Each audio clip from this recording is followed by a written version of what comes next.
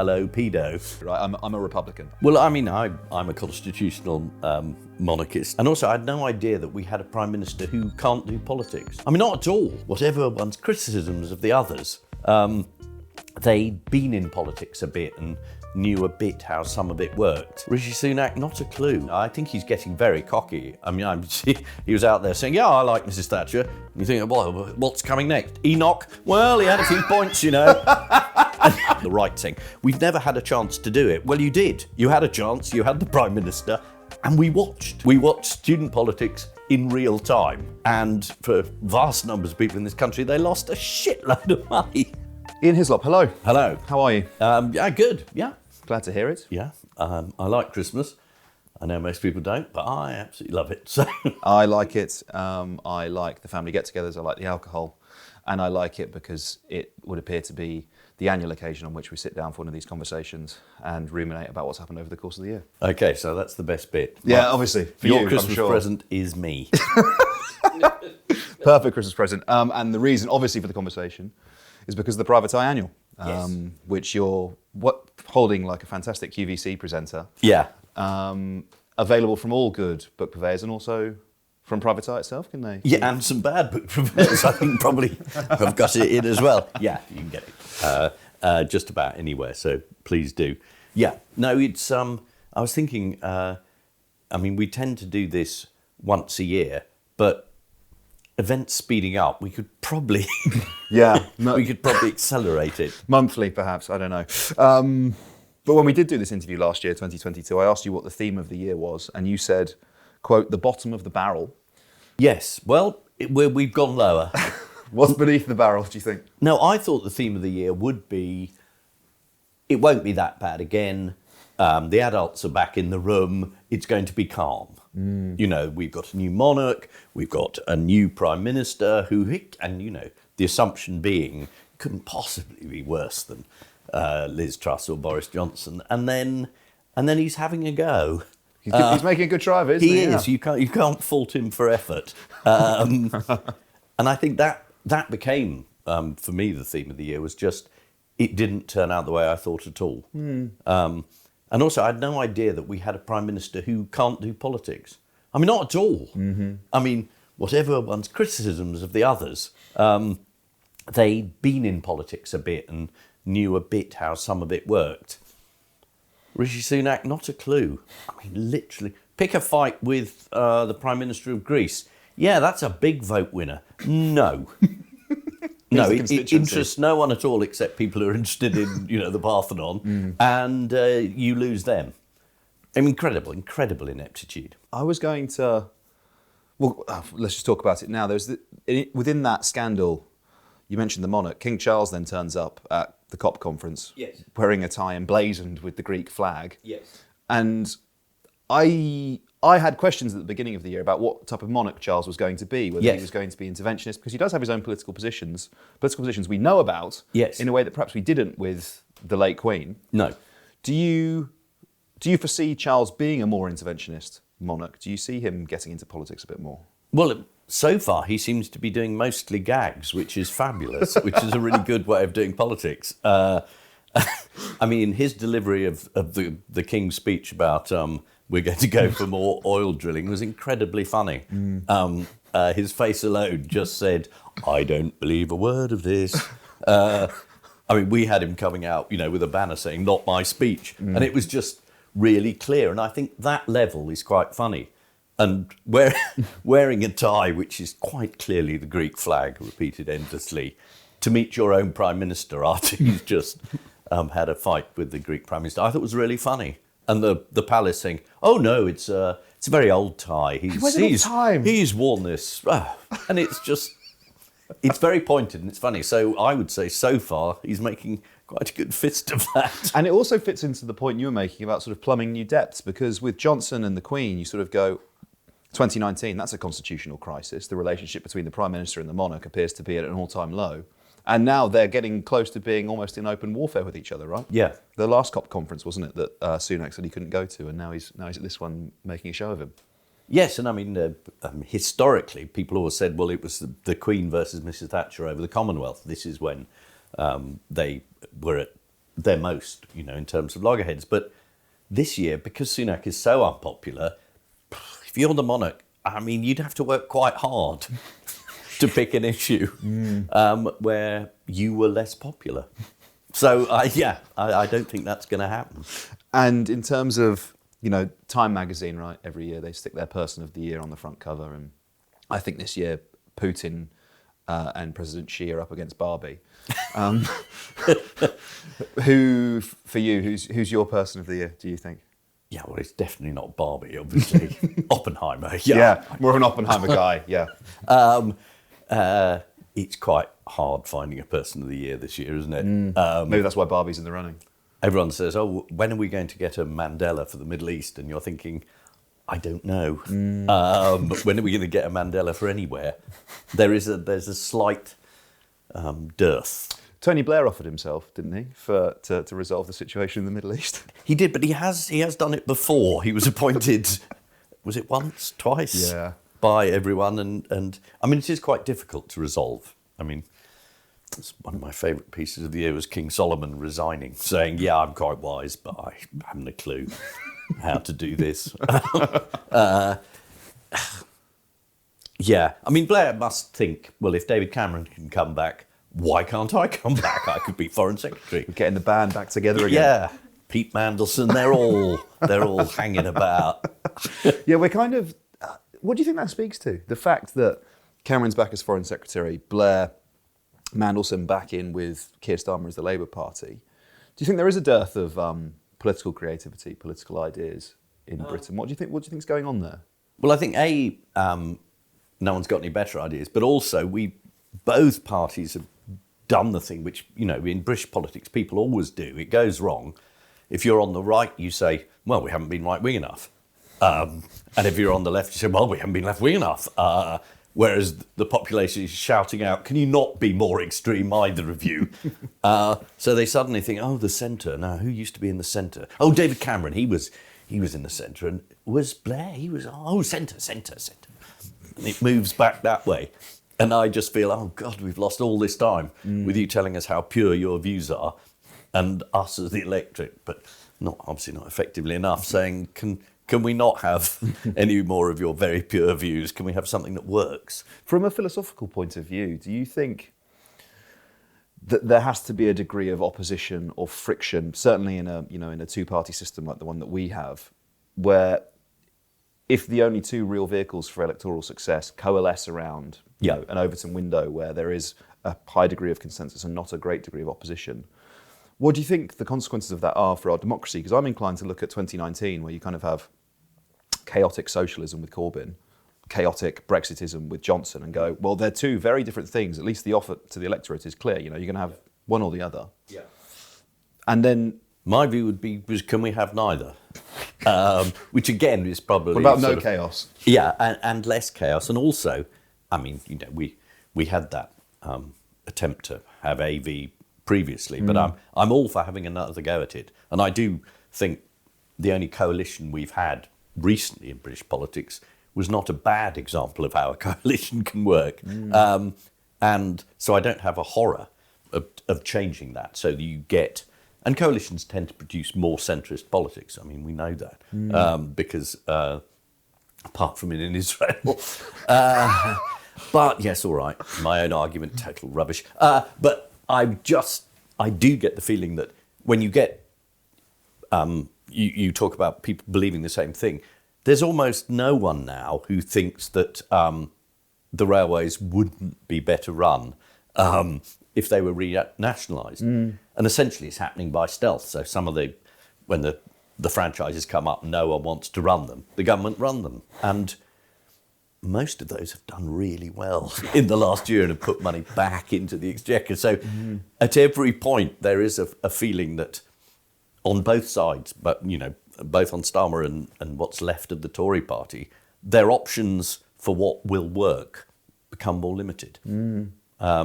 And I think, personally, I'd like to see things that work. I think that's quite a compelling political slogan. It's not very ideological and it's not very exciting. Things will work from cover of the manifesto. Let's Well, pick up that on is the Labour manifesto, isn't it? It's competence. It won't be worse. Yes. Just change. All right. Yeah. Okay, so let's pick up on what you said there. What's left of the Tory party? Yes. What do you think happens to the Conservative? You know, if again, political predictions can be a mug's game, but it certainly would appear that they're going to lose the next election quite badly. Yeah. What happens to them, do you think, after that? Well, there is the Canada option, which when the Canadian Conservative Party went down to, 2 seats? That would be quite funny. Yes. That would be quite amusing. This is back to politics as gags, right? Yeah, Rob? yeah, no. I mean, it can be funny and pleasurable. And now I think it is extraordinary. They've had 3 or 4 resets in the last, I was going to say week, but in the last, 3 months or so, and no one's buying any of it. And again, the political pundits, they all say, "Oh, Keir Starmer. I mean, he's messed up now, not calling for a ceasefire." And then, there was a ceasefire. And so that issue slightly went away. And the poll ratings, nothing. Yeah. Just nothing. Can't touch it. And I think he's getting very cocky. I mean, he was out there saying, "Yeah, I like Mrs. Thatcher." And you think, well, what's coming next? Enoch? Well, he had a few points, And you just think, will that dent his ratings? No. I don't know. Yeah, I saw that, and I was sort of thinking, he's hoovered up so much of the vote now. He's attacking Sunak from every single angle. He's gone, do you know what? I'm now going to attack you from the Thatcherite right. I'm going to take that as well. Yeah. Well, that's an extraordinary development, isn't it? And it suggests everyone saying, "Oh, he's so timid." It may be he's just massively overconfident. Yeah, that's a possibility. How much of this sort of malaise with the Tory party boils down to the legacy of Boris Johnson? Do you think it's just a 13 years fatigue broadly? The cycle of government has come to its end, and something new's going to happen. I think there's fatigue, and then there was 2 very specific things. There was COVID, Partygate, and however many times they all say the public's over it, they're not interested anymore. They're really interested. People are watching the inquiry, and they're saying the inquiry is now confirming everything we thought at the time, which you denied: the chaos, the parties, the irresponsibility, the bodies pile up, the let them die, the take it rip. All of this, which you said repeatedly in front of committees and in standing, you all said this wasn't happening. Oh, yes, that. Oh, that was happening, yes. Oh, yes, all that. Gove apologises. Boris, I don't know what he's going to say yet. Well, I do. I mean, he's going to come up with a pack of lies and imagine we're going to buy it. But there's going to be some apologies now and some, it's all very easy with hindsight. But again, it was all very easy at the time. You knew you were breaking the rules, you broke them. And people are still cross about that. And there's not, I would say there's not a week where someone doesn't say to me, "My grandmother, my mother, my relative died in a care home and I didn't get to see them," or "We had a funeral with 5 people at it," or, and again, for politicians to imagine that, everyone forgets that. No. They forget who you are, they forget what policy you said, they forget all the things you imagine they remember. They remember the events of their own life that were compromised by your sort of arrogance and incompetence. Well, you mentioned Johnson at the inquiry today, right? He arrives 3 hours early because the COVID bereaved families are planning to arrive outside and picket and protest it, right? Yeah. If you can get hundreds of people to turn up at this thing, they very clearly still care about it. Yes. They very clearly still care about it. And I think your point about the personal is so relevant there, and probably in the context of this inquiry happening quite so soon. Chilcot doesn't come out, was it 2016? I think it was right around the Brexit referendum, right? So that basically gets buried anyway. Yeah. The evidence gathering for this happening in this public way, where the Chancellor of the Exchequer at the time, who is now the Prime Minister, there's still very definite and precise connections, right? So you kind of get this spectacle almost of current politicians not having the typical method of an inquiry, which is we'll kick it down the road, we'll all be out of office, it doesn't matter if we're found to have lied because we no longer have to adhere to the ministerial code, job done, blah, blah, blah. But that very British way of dealing with something, it's not quite the case here, and there actually looks like there might be a degree of accountability for their actions. And the point of inquiries, it used to be you wait for what will the inquiry say. Now it's the evidence itself. Actually, what they come up with in the end will it be useful? Will it prevent something else? Fine, that's all very technical, but the actual effect of the inquiry is, blimey, look at that. Look what's happening now. And you're getting the current Prime Minister being called Dr. Death. And his, eat out to peg out, as the Iowas called it, until a number of young people pointed out that peg doesn't mean quite the same now, which I don't. So anyway, we don't have to go there. But so I think, again, you can't now say, well, it was all a long time ago. You literally thought, this is a terrible idea. You're telling the public, who were all, cowering at home because you'd said don't leave the house, to go to the pub and help the economy. And the advice at the time, and it's great that Rishi Sunak now says, we were advised all along. And the advisor's saying, no, you didn't ask us. So again, someone's not telling the truth there. And I think possibly, the chief scientific officer might be the one who is probably telling the truth. I don't know about you. It's very easy to judge these things. Yeah, another interesting point out of this for me is the kind of... Oh, sorry, your question, which I answered I just did Boris. I said the two things that were different: with a long period of one party in, you always get fatigue. But we had Partygate, which I think is absolutely infuriated people and finally burst the Boris bubble. And Liz Truss, which is just in front of a live audience now. If you say Liz Truss, you get an enormous laugh. You don't have to do a joke. It's all there. She is the punchline. She is the punchline. She's in everyone's head. It's wonderful shorthand. And if you're the opposition party, any opposition party, that's all you have to say. And no one disputes it. So you've got literally two of these enormous catastrophes. I mean, they're two of my favourite things in the annual. One is Boris appearing before a committee, defending himself for having a drink with the nanny when Carrie was going into hospital, and him saying that he kept his distance at all times, and they were 2 meters away, him and the nanny, and he obeyed Carrie's guidelines, which were do not have a drink with the nanny while I'm in hospital. So that one still worked. And the other one was, we did a thing about Liz Truss being the captain of the Titanic and coming out afterwards and saying, there was nothing wrong with the course I set. It was just the speed. Straight for the iceberg in the middle of the Atlantic is the way to go. It's just, I was too fast. Yeah. Slow down. Take it slowly. And I just feel people, they're not going to forget that one. No, I don't think they will. I don't think they will. You're right. And the point I was trying to make earlier, people saying, the left saying, we've never been left enough. If only we were just allowed in and to make a mark. And the right saying, we've never had a chance to do it. Well, you did. You had a chance. You had the Prime Minister. And we watched. We watched student politics in real time. And for vast numbers of people in this country, they lost a shitload of money. Yeah. And I don't think they liked it much. That's the thing. It's the personal. It's the... your pension pot is your house, or even if you haven't paid it off, your interest rates now have spiked to the extent where your mortgage has maybe increased by 50%, or your dad, your grandma, whoever has a fall and has to wait 12 hours for an ambulance.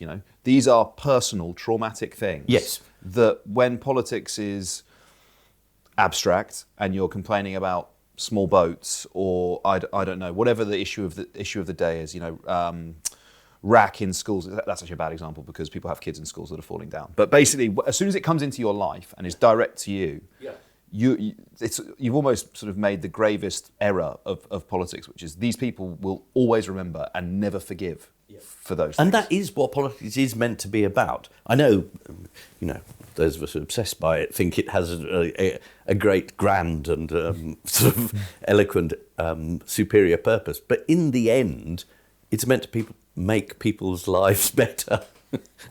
or less bad, as we now put it. That's what we settled for. Yeah, this new lowered expectation, and that happens. So, I mean, deciding to say address the problem of we've got this terrible concrete that falls apart in schools just before term starts. Maybe 10 years ago would have been a good time. And again, the Tories, and this is what I mean about being bad at politics. If you adopt as your slogan long-term solutions for a brighter future, and then cancel a long-term infrastructure project, try and address the fact that these schools are falling down, and you were told how many decades ago, oh yes, this concrete stuff, it's got about a 30-year life. Well, maybe towards the end of the 30-year life, you could look at that rather than the day before term starts. Just an idea. It's just a thought.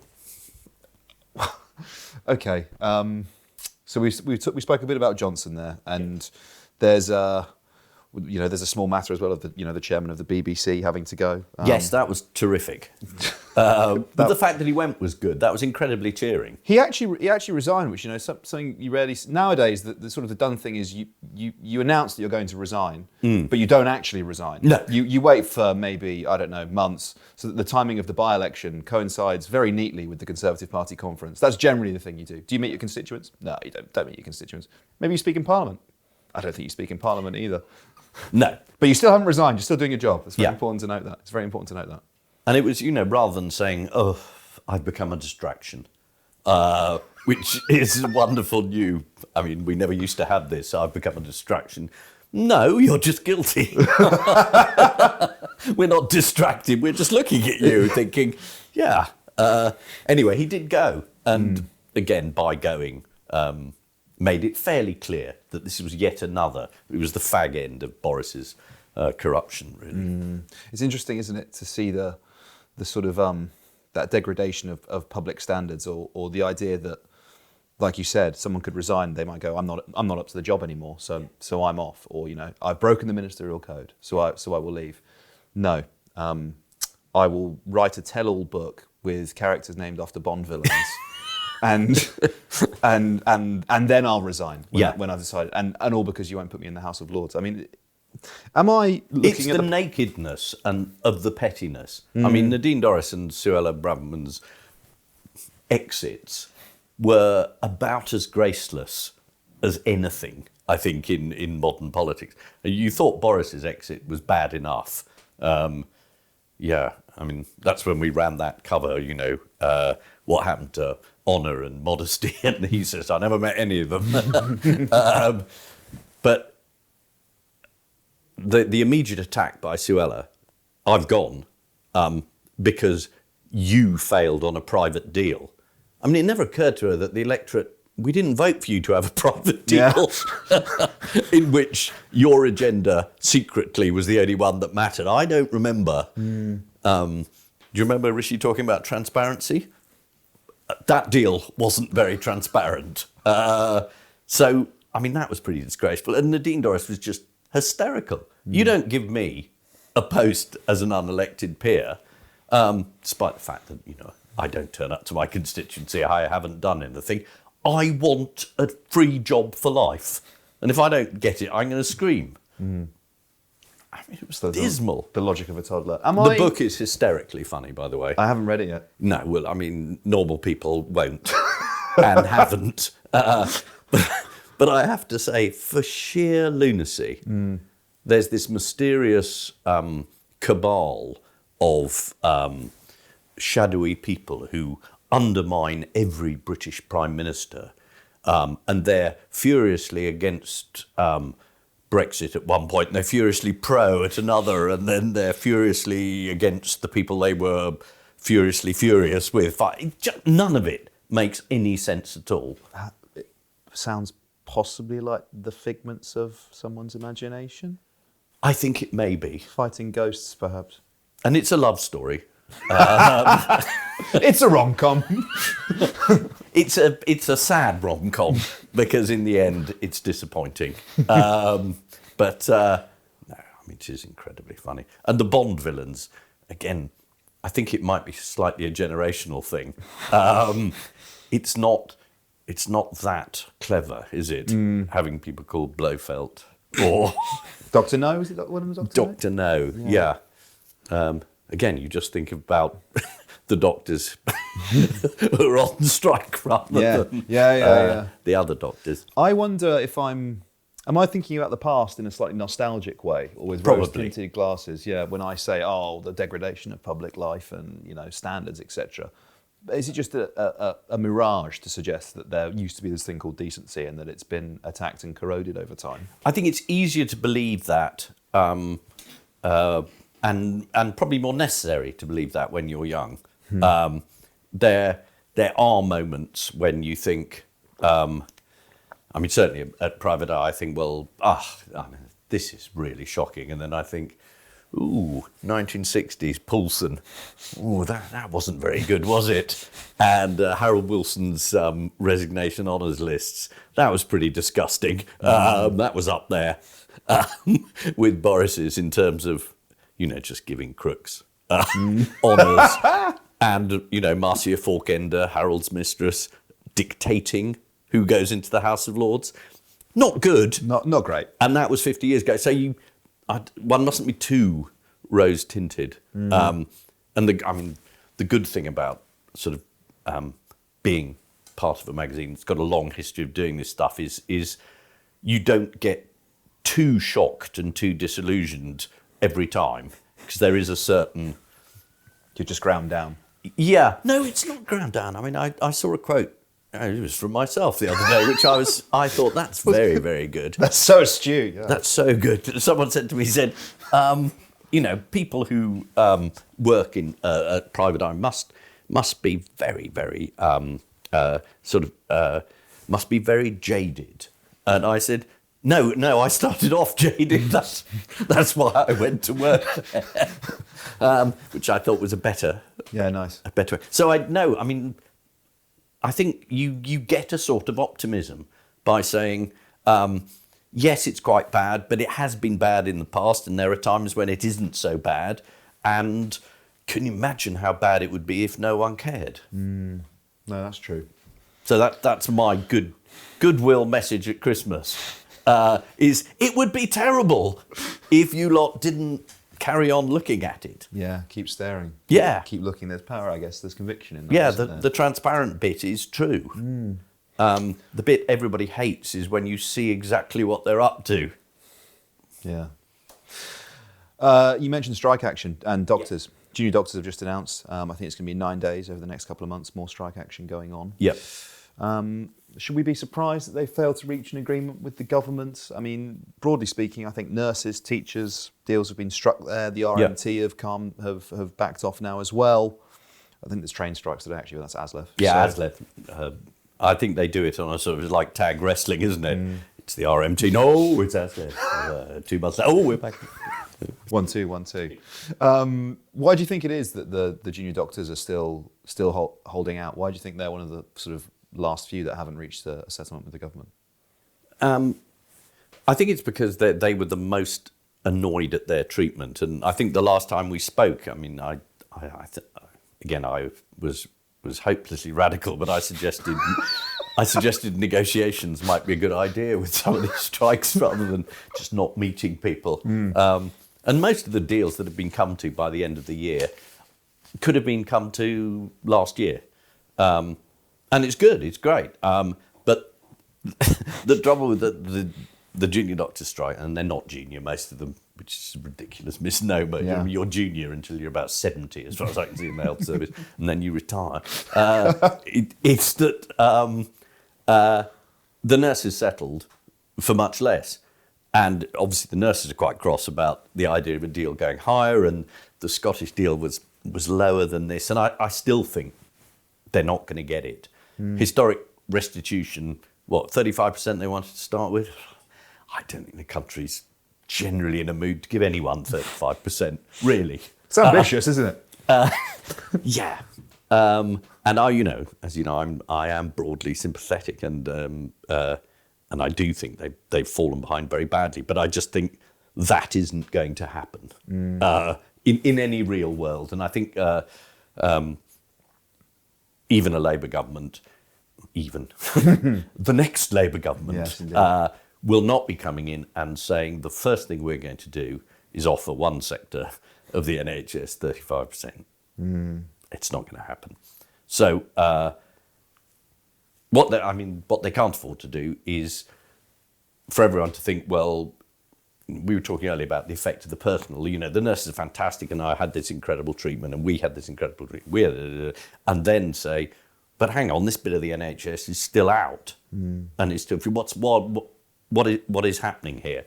I don't think that's sustainable. No, I don't think so. And those waiting lists will just keep getting longer and longer, won't they? Yeah. You mentioned the disparity there between Scotland, which I'm going to try and hammer a segue towards. Nicholas Good, it's like the One Show. Come on. Yes, exactly. Like go on, do it. Nicola Sturgeon's resignation in February, which also happened in Scotland. Yeah, that's great. So, first of all, what do you think the political consequences of that departure are? Do you think the SNP, which I would probably have described as a bit of a cult of personality, both around her actually and around Alex Salmond, yeah, do you think it can continue now without her as part of it? And also, perhaps, what criminal investigation do you think comes a Yousaf face when his time as First Minister of Scotland comes to an end? Because they've got a pretty good track record now. Yeah, well, I did think it was funny, because I think last time I was here, I was thinking, oh, America, can you believe it? I mean, they've got their senior politicians actually arrested. How pathetic are they? And then we're thinking, oh dear, the entire political class of Scotland have been helping the police with their inquiries. So that serves me right, really, being a bit smug about it. I think it changes everything. And I think Nicola Sturgeon was not only a cult of personality in Scotland, but it also outside Scotland. It gave a lot of people in opposition in England a chance to say, oh, if only we had someone as brilliant as Nicola Sturgeon. And it's because everything's hopeless here, and we need this wonderful sort of system they have in Scotland. And Scottish people would say, well, have you heard about the ferry scandal? Yeah. We still haven't got 2 boats. We've got one. After 8 years. Does it have windows? They're painted on. No, don't worry about it. Put it on. So there were a lot of people, and they criticised the education system, which, it takes a long time for news to get through. Drug deaths. Drug deaths, all of that, which was pretty poor. And so a lot of that got brushed under the carpet by people saying, oh, we hate Boris and we think Nicola Sturgeon's marvellous. Well, it turns out she wasn't marvellous. And the set of excuses that the leadership... I don't want to get myself up on a contempt charge. Having been warned repeatedly in my career, this is not a good idea. People, you're often introed as the most sued man in England, aren't you? Yes, I mean that is that true? That it was true. It's not true now because the libel business largely collapsed, and all the lawyers now do confidentiality, privacy, and reputation management. Reputation engineering. Engineering, yes. And that's where all the hassle comes. And so I do spend a lot of time still with lawyers, but they're much cleverer now. The libel law's changed everything, and the internet. People, as you know, are much happier to libel each other openly. I was going to start off by saying hello, pedo, and then I thought, no, maybe I won't do that. Maybe that's not fair. The great test for us now is whether or not we'll include that in the video. Can we do you for libel if we publish it ourselves? Is an interesting one, actually. Yeah. Well, no, feel free to cut it out. I'm just being childish. I actually quite liked it, to be honest with you. But that, as you people are there. It's very difficult to police the internet, and lawyers don't do it much, so people get away with much more. So libel's become much more sort of diffuse. People don't tend to do it. And partly they don't do it because they're much more effective ways of doing it, which is to shut people up long before publication. The slap business. Absolutely. those orders coming in, stopping things, and people saying to us, we say, well, you've been awarded this government contract, and you don't seem to have any competitors, and you've taken £8 billion profit, and you haven't delivered anything. And they go, it's confidential, we can't possibly comment on this. And then you're expected, that's meant to be the end of the story. Very good, yeah. Of course, naturally. Yeah, absolutely. We'll go home now and write something else. And those are the issues now. Or you write something about someone and say, well, that's my private business. And we say, it's not terribly private, is it? While you're up, oh yes, no, and very, very. It will badly affect the mental health of many of my illegitimate children if you point out to any of them, and you just think. So that's much more than libel nowadays. It's one of the, I think, most appealing things about Britain for the kind of oligarchs, the autocrats, etc., who house their assets in this country, right? In London, whether they're Russian, whoever, and it's not just Russians, right? It's the private school system in and around London, the legal system which allows them, because people, there's a huge amount of debate always about endlessly free speech, cancel culture, etc. Yeah. We actually have one of the most restrictive, I would say, in terms of maybe not libel is how you describe it anymore, but certainly the sort of the lawyering of free speech. It's very advanced in this country, and it's one of the things I think that makes it most appealing to people who have things to hide, to bring their assets here, to buy property here or to live here, because they can cover up their wrongdoing more effectively than they could, let's say, in America. But there's been a very good, couple of years in terms of the movement against it, and this is going to hurt, but David Davis, the Tory MP, has been incredibly good on this. And whatever his views about Brexit, we can all get over it. And he's fantastic. You must have got over it by now. Otherwise, you're, like Dominic Cummings would say, you're one of those Japanese holdouts, right, on an island just by yourself, fighting a war that's long past. Coming out of the jungle going, have we rejoined yet? No, but I mean, he has been terribly good, and they have been very, very good. That anti-slap movement in terms of making people aware that it won't do to have London as a place where you can shut down books and articles, and it's always about money.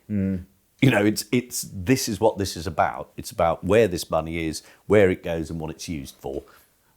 Also, a fairly good bit of positive recent news. It's the High Court ruled that it was reasonable to call Ian Duncan Smith Tory scum. So that's a good bit of free speech there. Yeah. Now he's mentioned in Nadine Dorris's book. Is he? Yes. And he's one lover, fighter. No, he's one of the few people that doesn't have a code name, and I think that's because nobody knows who he is.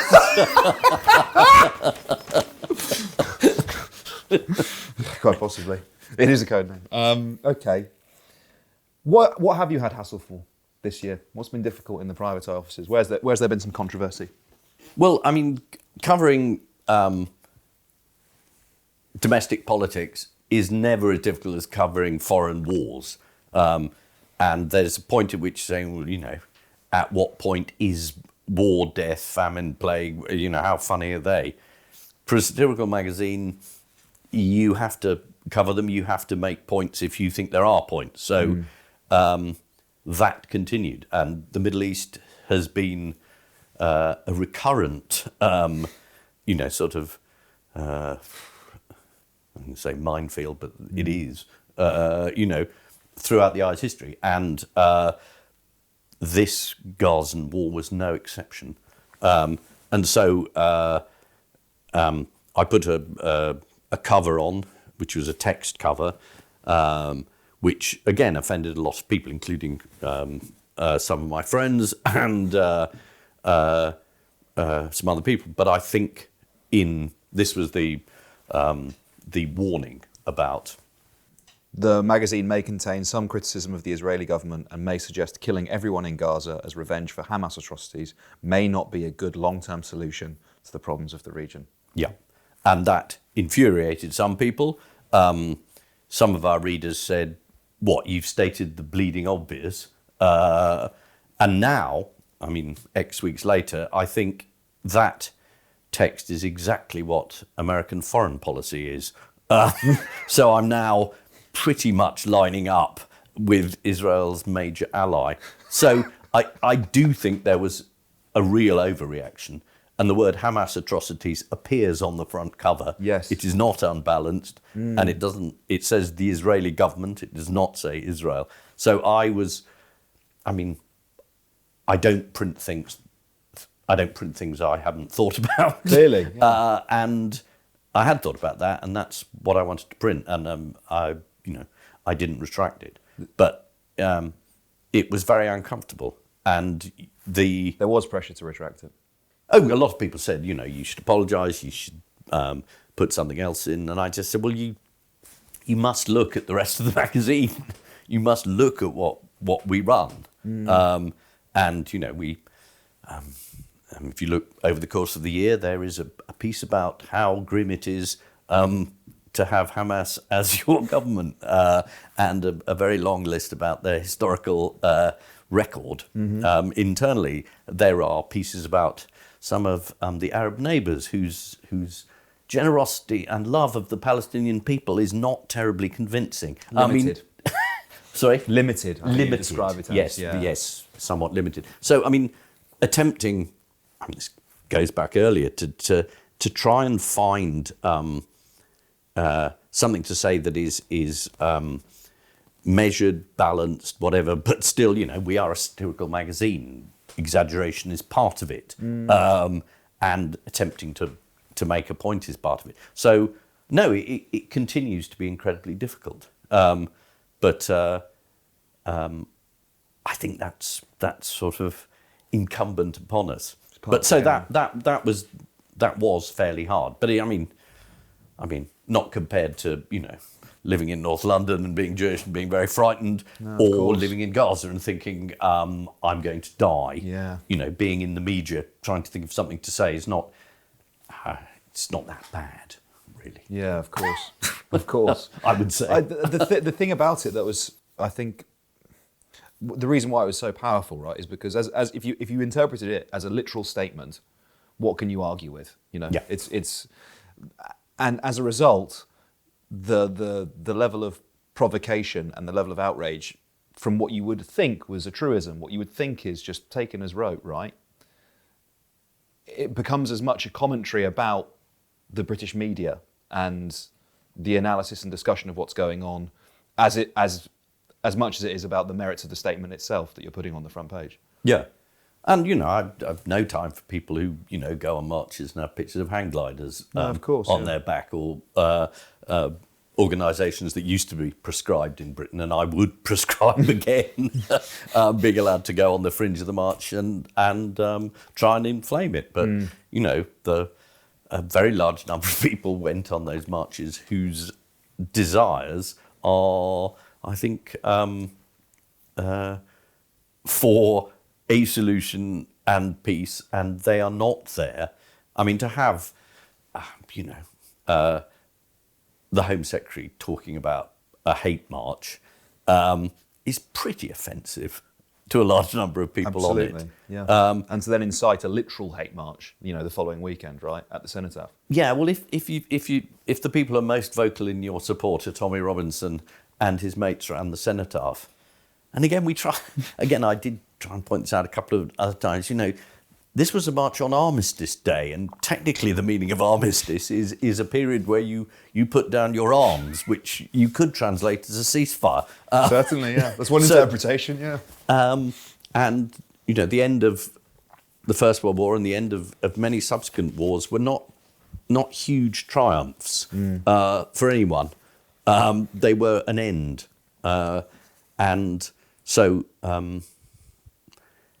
Again, it is very difficult to try and make sense, because it's a fantastically complex and nuanced historical problem, and there's not a great deal of history taught, and nuance isn't very popular at the moment, particularly not on social media. It's going out of fashion, yeah. Those two things were not very useful. This, obviously, is a huge point of conversation, right? But it's always fascinated me that the thing that looms large, particularly on Armistice Day, and on Remembrance, I feel that the First World War occupies more of a space in our national consciousness than the Second World War.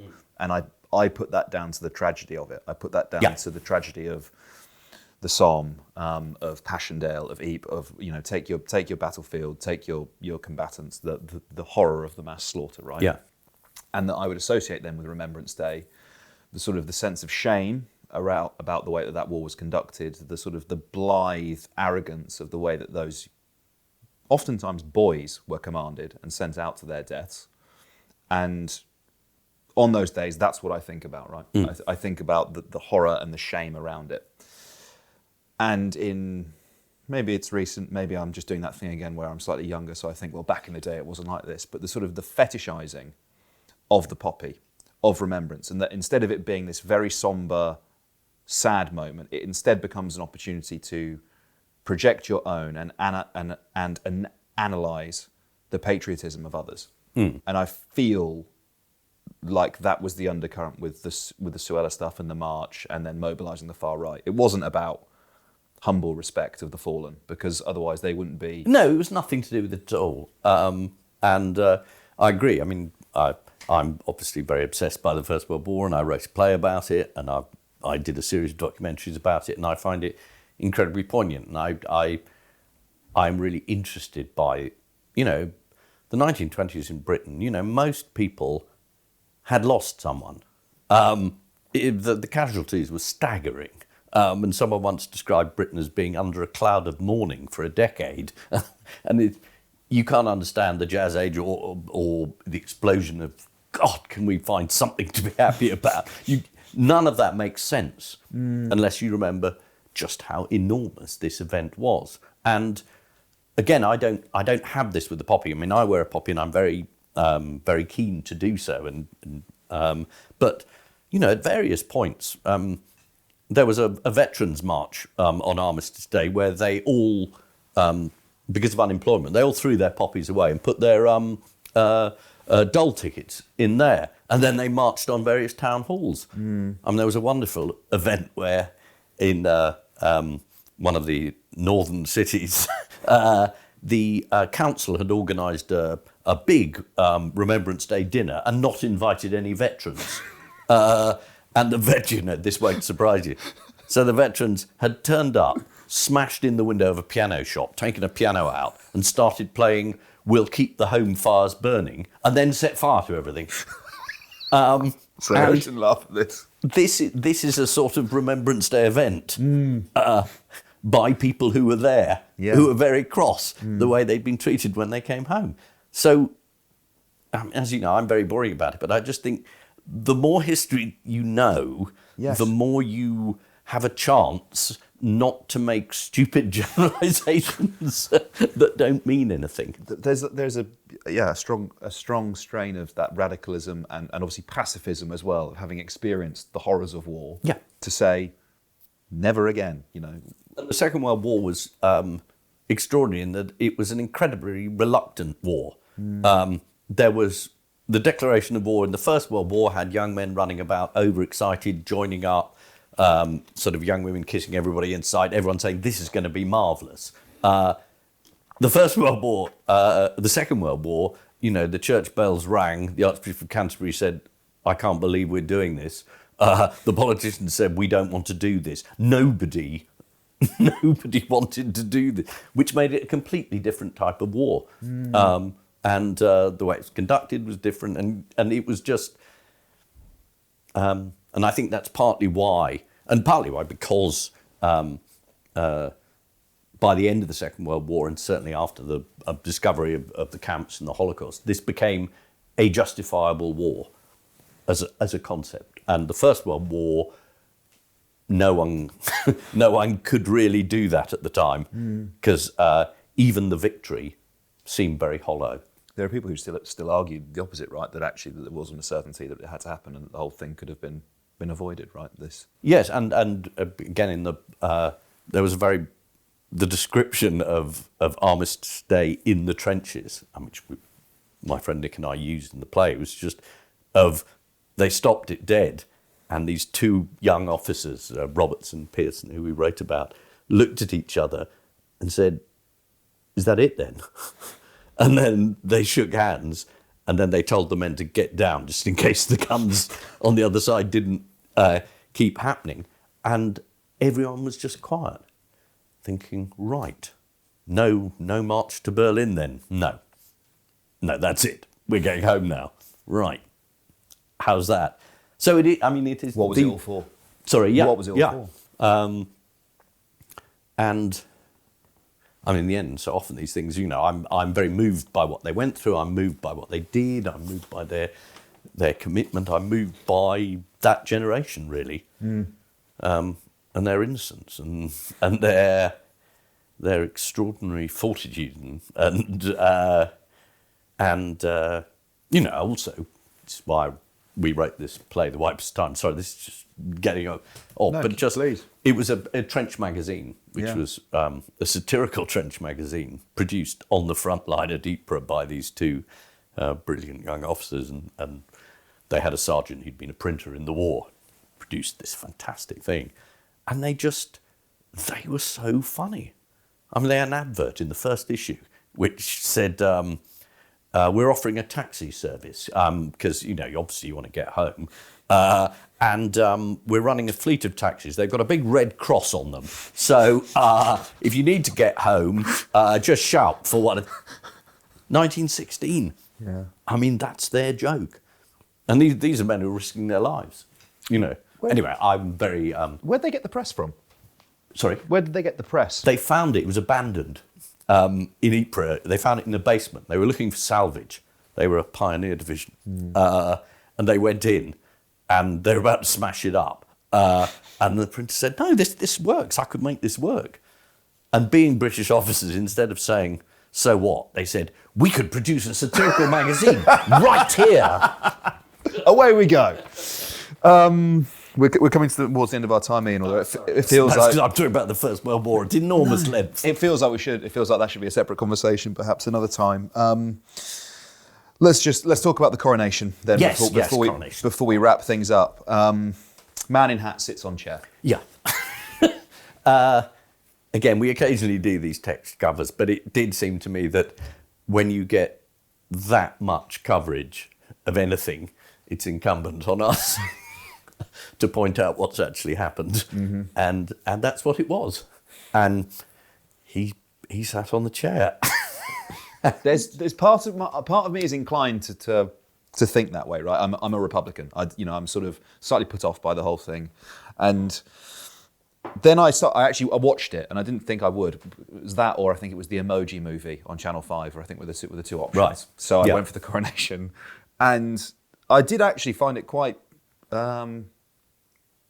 instructive, fascinating, that you're sort of watching the abstractions of the British Constitution become physical, and for one day you see everyone's there, everyone stood there, and the order, and why does this happen, and no, we won't be able to reuse any of the footage now, but Hugh Edwards sort of intoning, saying, well, and that's so-and-so, and that's why they're there, and this is all this. And I actually found it quite fascinating in a way I didn't expect to. I thought I was going to be quite put off by the whole thing. Well, I'm a constitutional monarchist, and I get more so the more I look at our politicians. And I become an absolutist. It's quite useful having that here. And obviously, I love all of that stuff. And I love the fact that almost every bit of that flummery has been put in by some group in the past in order to keep the monarchy in order. And you think, well, why have we got people from the Scottish Church there? Because they insisted at the time. And they said the second thing he has to say is about Scotland. Yeah. And that's it. There is no choice. They brought that ginormous stone down, the Stone of Destiny. Yeah. It's there. Yeah. And I love the second verse of the national anthem. People say, why are we singing God Save the King? And then the second verse goes, may he preserve our laws and ever give us cause. And there's a huge, and if he doesn't, we'll kill him. It's fairly straightforward. He's only there on sufferance. And there are laws. They're not his. And you just think, oh, right. Quite a lot of this stuff is there in order to make sure the man who sits on the chair and waves and wears the hat does just that and no more. Doesn't get any ideas. No. And then the rest of the service, I mean, it was a fantastic new anthem at the beginning. Was it Macmillan? I think. And I thought, I know, I'm very serious. I love that. I thought the music was absolutely fabulous. I thought the sense of humour, putting Harry behind this enormous feather on his sister's head was incredibly funny. That made me laugh a lot. The fact that he has a giant oven glove that he sort of puts... I mean, Penny Mordaunt with that sword. Penny Mordaunt with the sword, fabulous, straight out of his Greek costume drama. Game of Thrones, really, wasn't it? It was. And it was also, again, I mean, it's the sword in the stone. The person who pulls the sword out is the leader, and she clearly thought, I am King Arthur. I am King Arthur. But sadly, it hasn't gone her way yet. Not yet. But, you know, one of my favourite writers is Alan Bennett, who was part of the original big 60s movement, you know, and he wrote Beyond the Fringe and endless brilliant plays. And he once said he was sitting writing in his study and he heard the rehearsal for a trooping of the colour. You know, the regiments when the late Queen there preparing, and he said, I thought to myself, how incredibly silly and ridiculous. And then he said, and then I realised I had a lump in my throat. And I feel the same about it. It makes me laugh, and I find it all strangely reassuring. I mean, on the Coronation Day, I went to one of the Hyde Park where they've got the huge thing, and you could watch it on television. It was peeing with rain, and there was an absolutely vast turnout of people. And I thought, oh, well, what do we think about the British public? So the King and Queen come, and then they cheer. There's a shot of Andrew at the side. The entire crowd starts booing. And I think this is brilliant. This is why I like the British public. You know, because they do nuance, and we like that. No, we don't like that. We're not taking the package. We're not going to be told. And if we want to come out in the rain and cheer, we're not going to cheer everyone. He can do the Greek flag on the tie, but if he does any more than that, we'll start. No. And again, there was during the Braverman period. I'm sorry to be boring about it, but it's just she was talking about disrespect and crowds protesting, and I thought when George III opened Parliament, he was met by a mob of people who threw turds at him. I mean, we don't have an enormous history of respect in this country. We have got quite a long history of open protest. And I think it's worth remembering. Always. Yeah, and it's perhaps a sign of where we are that, you know, the sort of quite restrained and moderate dissent that we have in this country is now viewed as kind of something quite extreme, because it's very distant from those protests that you mentioned in the past. It is, and a Public Order Act which suggests that most protests should take place in the Orkneys on a weekday at 11 o'clock in order not to inconvenience anyone. That's not really the point of protest. It's not. Ian Hislop, thank you so much for your time. Really appreciate it. Thank you.